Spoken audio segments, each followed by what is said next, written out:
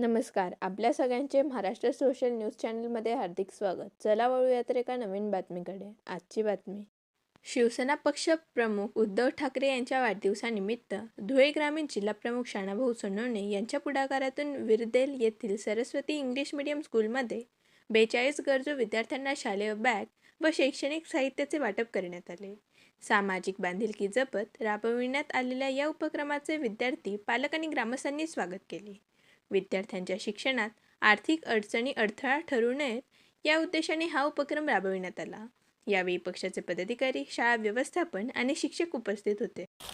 आज महाराष्ट्र राज्याचे माजी मुख्यमंत्री, आमचे पक्षप्रमुख आणि या महाराष्ट्राचे कुटुंब प्रमुख ज्यांनी कोरोना काळामध्ये अतिशय चांगलं काम करून त्याबद्दल त्यांची स्तुती सुप्रीम कोर्ट, WHO यांनी सुद्धा केली होती. असे माजी मुख्यमंत्री माननीय उद्धव साहेब ठाकरे यांचा वाढदिवस असल्यामुळे आम्हाला आदेश होता की कुठेही बॅनर लावू नये, वाढदिवस साजरा करायचा नाही.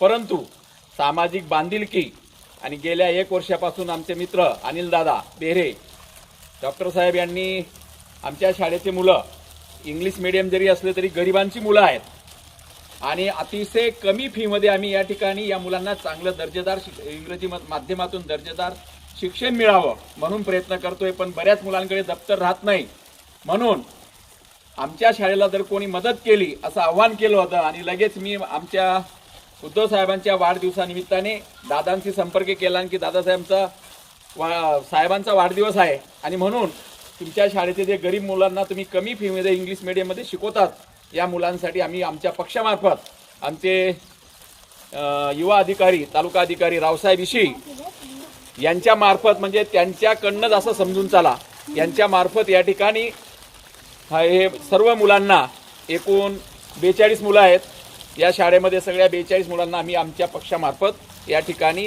ही बॅग त्यांना सर्व शालेय साहित्य त्या ठिकाणी ठेवता यावं म्हणून या ठिकाणी दादांनी जे या ठिकाणी छोटंसं रोपटं लावलेलं आहे, सरस्वती इंग्लिश मीडियम स्कूल विरदेल, तर याचं वटवृक्ष झाल्याशिवाय राहणार नाही.